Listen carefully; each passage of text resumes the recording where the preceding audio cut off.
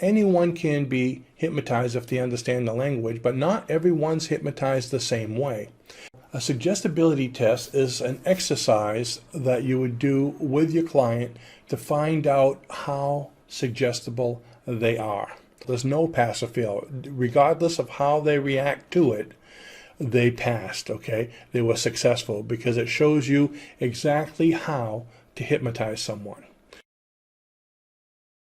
Make a little goalpost. Relax your hand so it's not real tight, but make a little goalpost, and I want you to look between the posts. Don't look at me because I don't want you to say, I'm squeezing his head, okay? So don't look at me. Look between the posts, kind of like at the wall behind you. And as you're looking between the posts, I want you to imagine that I'm putting a rubber band around your fingertips, a really thick rubber band.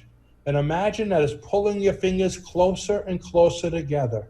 If you use your imagination and allow it to do whatever happens, there's no right or wrong. You feel it coming closer and closer together until they touch. And as soon as they touch, you can put your hands down.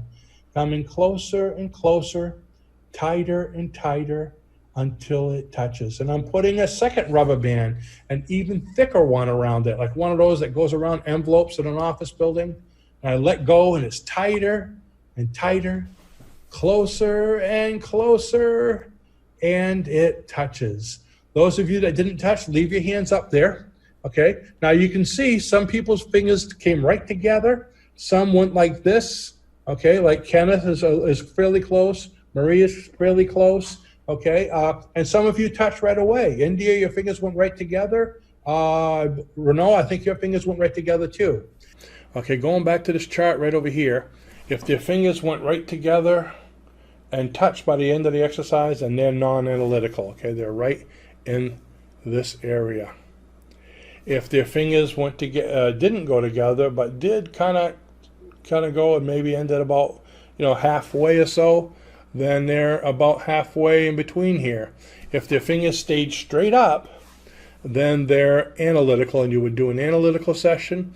And if their fingers went the opposite way, they're afraid of you, or they were resisting you for some reason, trying to show that you can't control them.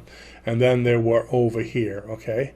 So going the opposite, don't worry. It's like I said, there's no pass or fail. The first time you do it to somebody and their fingers don't go, you're going to say, oh, no, it didn't work. Oh, you're going to feel so bad. But no, it did work. It's just showing you that they're analytical. And that's important, because if their fingers touched because you made them and they were analytical, then the session's not going to work. If it's analytical, you're going to do a different kind of session. That's going to be even easier for you and more effective for him, okay, or her.